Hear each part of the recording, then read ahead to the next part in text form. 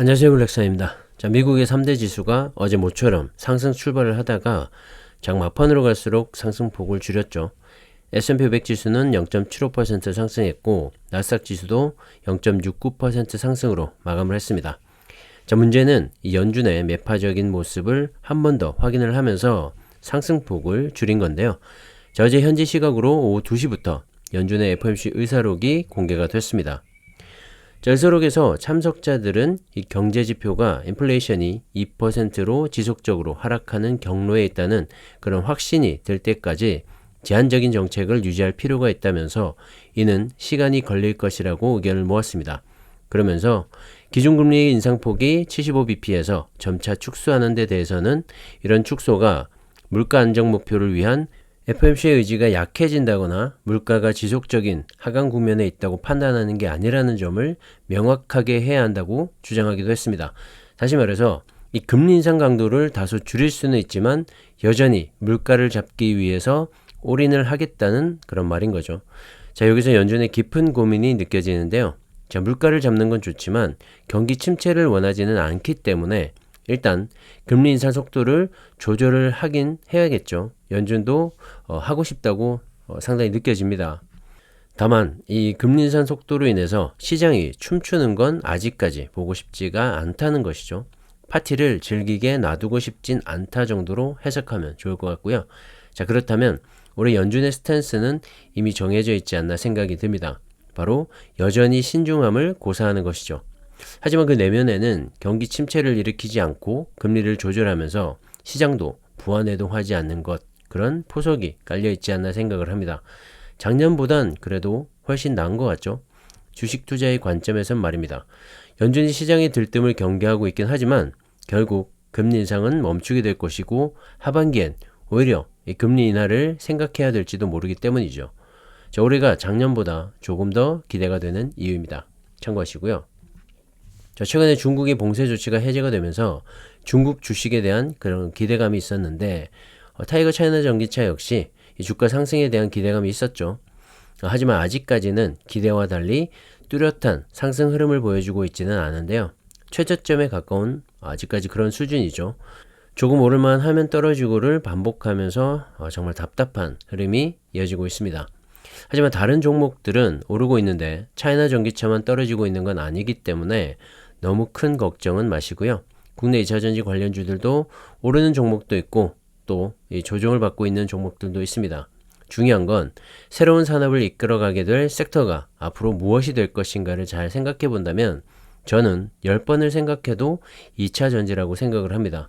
자, 그런 관점에서 본다면 한국과 중국의 이 2차전지 산업은 앞으로의 10년 혹은 20, 30년도 충분히 책임질 수가 있다고 생각을 하고, 자, 그렇기 때문에 좀 더 긴 호흡으로 가져가 보시기를 다시 한번 추천을 드립니다. 지난해 1월부터 11월 사이 글로벌 전기차에 탑재된 배터리 사용량이 발표가 됐는데 중국이 여전한 강자로 드러났죠. 특히 충격적인 건 글로벌 2위 자리를 지켜오던 LG 에너지 솔루션이 3위로 밀린 건데요. 아무리 중국 시장이 크기 때문이라고는 하지만 그래도 이 한국 기업들 입장에서는 상당한 위기감을 느낄 수밖에 없어 보입니다. 자, 1위를 차지한 이 중국의 CATL은 165.7GWh의 사용량으로 전년 동기 대비 101.8% 증가를 하면서 점유율을 32.2%에서 37.1%로 확대를 했습니다. 2위와의 격차를 더 벌린 거죠. 1인 독주라고 봐도 정말 무방할 정도로 이 CATL의 성장세가 정말 무섭긴 합니다. 그리고 2위를 차지한 BYD인데요. 그동안 2위 자리를 유지했던 이 LG 에너지 솔루션을 처음으로 제치고 2위 자리까지 올라왔습니다. BYD의 배터리 사용량은 22.6GWh에서 168.3%나 급증한 60.6GWh로 확대가 됐는데요. 자, 그로 인해서 점유율도 8.8%에서 13.6%까지 증가를 했습니다. 자, 지난 조사 때 3위에 파나소닉을 제쳤었는데 이번에는 2위 자리까지 올라서게 됐네요. 자, 거기에 더해서 7위를 차지한 CALB도 161.3% 증가를 했고 8위의 고시안도 131.5%, 9위를 차지한 신왕다도 287.3%, 그리고 10위의 이브에너지 역시 110.3% 증가한 수치를 기록을 하면서 이 중국 기업들 모두 세 자릿수의 그런 성장률을 보여줬습니다. 자, 이 중국 기업들의 점유율을 합쳐보면 무려 60.5%라는 정말 어마무시한 점유율이 나오고 있는데요. 자, 전 세계 자동차 10대 중에서 6대는 중국산 배터리를 사용하고 있다는 말인 거죠. 자, 이렇게 성장하는 기업들에 반해서 주가는 현재 반토막이 나 있으니 정말 아이러니할 수밖에 없고, 그 말은 이 기업 자체의 문제라기보다는 미국의 금리 인상과 중국 내 코로나 확산 등 이 기업 외적인 요인으로 주가가 오르지 못했다고 해석을 할 수 있을 것 같습니다. 자, 국내 기업들의 배터리 점유율을 살펴보시면 그동안 2위를 차지했던 LG에너지솔루션이 전년 동기 대비 9.7%밖에 성장을 하지 못하면서 54.8GWh를 기록했는데요. 자, 하지만 이 점유율에선 19.6%에서 12.3%로 7.3%포인트 하락을 하면서 3위로 떨어지게 됐습니다. SK온은 72% 증가를 하긴 했지만 점유율에선 6%에서 5.9%로 떨어지면서 5위를 지켰고요.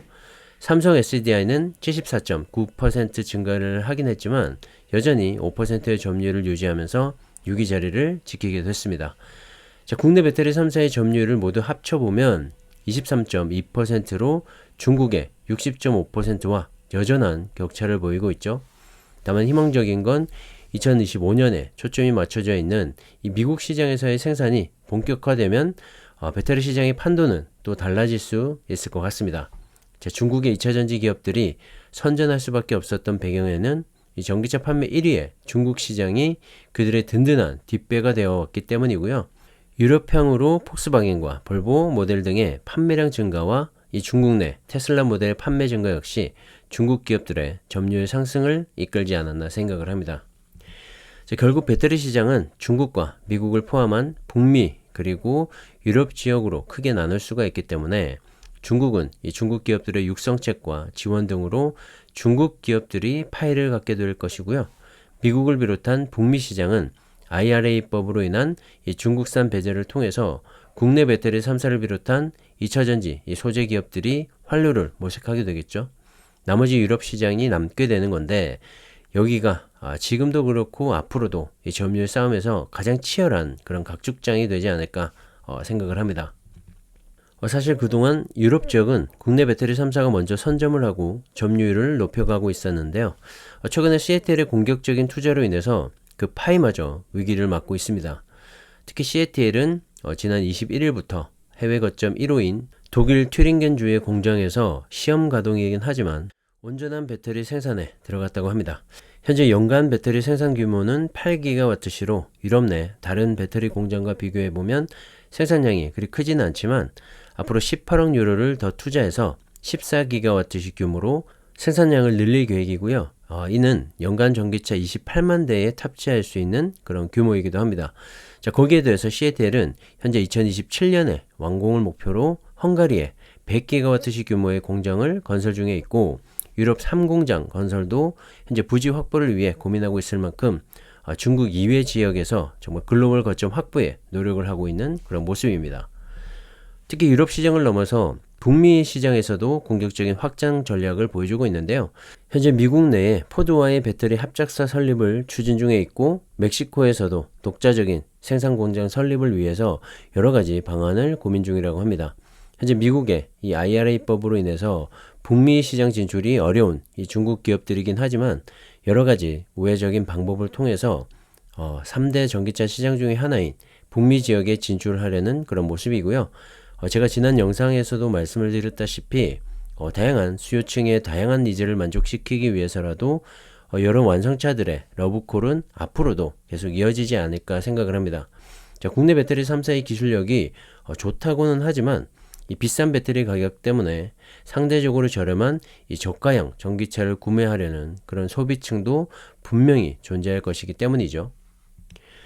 2차전지를 말하면 이 중국의 2차전지 기업들에 투자를 해야 된다. 아니다. 2차전지의 기술력은 한국이 훨씬 더 앞서고 있기 때문에 한국 기업에 투자를 해야 된다. 뭐 이렇게 다양한 의견들이 많습니다. 자, 하지만 고민할 거 뭐 있나요? 자, 그냥 한국과 중국에 모두 투자를 하시면 문제가 없겠죠. 자, 어차피 2차전지 산업은 앞으로 20-30년간 이 반도체를 이은 이 새로운 미래 산업으로 주목받게 될 겁니다. 당장 오늘 오르고 내일 떨어지고를 걱정할 단계가 전혀 아니라는 말이죠. 타이거 차이나 전기차를 비롯한 국내 2차전지 개별 종목도 좋고요. 타이거 2차전지 테마나 코덱스 2차전지 산업과 같은 ETF 투자도 상관이 없습니다. 각자 스타일과 투자 시간에 맞게 잘 선택하시면 될 것 같고요. 산업의 트렌드가 현재 어떻게 바뀌고 있는지만 잘 이해하시면서 투자하시면 좋을 것 같습니다.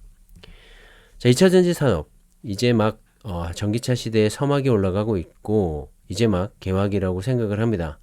탈 것의 변화가 가져왔던 이 산업의 혁명을 생각해보면 앞으로 2차전지는 이 전기차를 비롯한 드론과 로봇 시장까지 빠르게 확장해 나갈 가능성이 있죠. 이제 시작입니다. 큰 그림을 보고 투자하시면 좋을 것 같고요. 좀 더 여유 있는 마인드 컨트롤이 더 중요해 보이는 시점입니다. 참고하시고요. 자, 오늘은 여기까지 하겠습니다. 감사합니다.